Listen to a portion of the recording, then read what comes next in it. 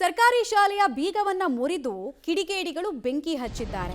ಇದಕ್ಕೆ ಕಾರಣ ಏನು ಅನ್ನೋದರ ಡೀಟೇಲ್ಸ್ ಹೇಳಿ.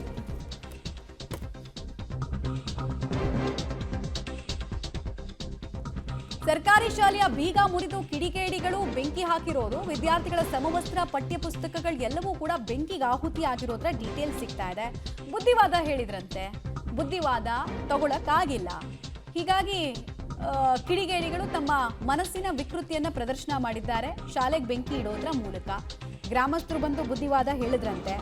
ಏನಕ್ಕೆ ಬುದ್ಧಿವಾದ ಅಂದರೆ, ಇಲ್ಲಿ ಬಂದು ನ್ಯೂಸೆನ್ಸ್ ಕ್ರಿಯೇಟ್ ಮಾಡಬೇಡಿ, ಆಮೇಲೆ ಒಳ್ಳೆ ರೀತಿಯಲ್ಲಿ ಜೀವನ ನಡೆಸಿ ಅಂದಿದ್ದಕ್ಕೆ ಇಡೀ ಶಾಲೆಯ ಕಟ್ಟಡಕ್ಕೆ ಬೆಂಕಿ ಹಚ್ಚಿ ವಿದ್ಯಾರ್ಥಿಗಳಿಗೆ, ಪೋಷಕರಿಗೆ ಮತ್ತು ಶಿಕ್ಷಕರಿಗೆ ಭಯದ ವಾತಾವರಣವನ್ನು ಸೃಷ್ಟಿ ಮಾಡಿದ್ದಾರೆ.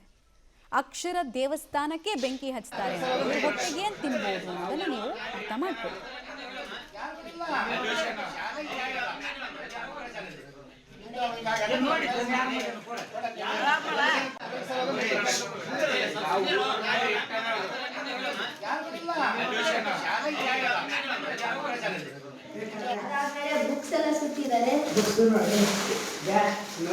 ಯಾರು ಕುಡಿದು ಸುಟ್ಟಾರ? ಹಾಂ, ನೋಡಿ ಹೆಂಗ್ ಮಾಡಿದ್ದಾರೆ. ಎಲ್ಲ ಕಿಟಕಿ ಸಂತಿಗೆ ಎಲ್ಲ ಬ್ಲಾಕ್ ಕಲರ್ ಆಗಿದ್ದಾವೆ.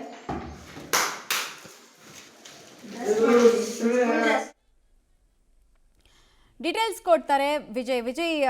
ಬುದ್ಧಿ ಹೇಳೋರನ್ನೇ ಶತ್ರುಗಳ ರೀತಿ ನೋಡೋದು, ಅಕ್ಷರ ದೇವಸ್ಥಾನಕ್ಕೆ ಬೆಂಕಿ ಹಚ್ಚೋದು ಅವರ ಸಂಸ್ಕಾರಹೀನವನ್ನು ತೋರಿಸುತ್ತೆ ಅಂತ. ಯಾರವರು ಅನ್ನೋದು ಗೊತ್ತಾಗಿದೆಯಾ? ಕೇಸ್ ಆಗಿದೆಯಾ?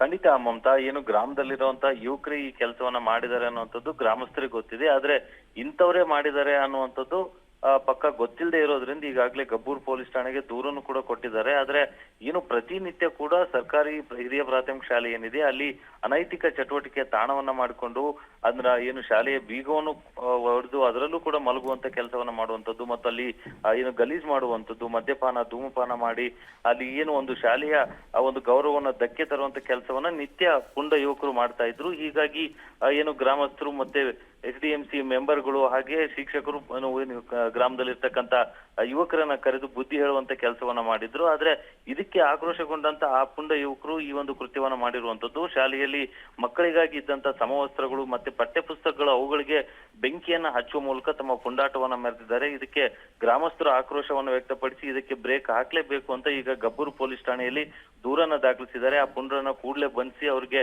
ತಕ್ಕ ಪಾಠವನ್ನ ಕಲಿಸಲೇಬೇಕು ಅನ್ನುವಂತ ನಿಟ್ಟಿನಲ್ಲಿ ಪೊಲೀಸರಿಗೂ ಕೂಡ ಅವರು ಒತ್ತಾಯವನ್ನ ಮಾಡಿರುವಂತದ್ದು ಮಮತಾ. ಈಗ ಧನ್ಯವಾದ ತಮ್ಮ ಮಾಹಿತಿಗಾಗಿ.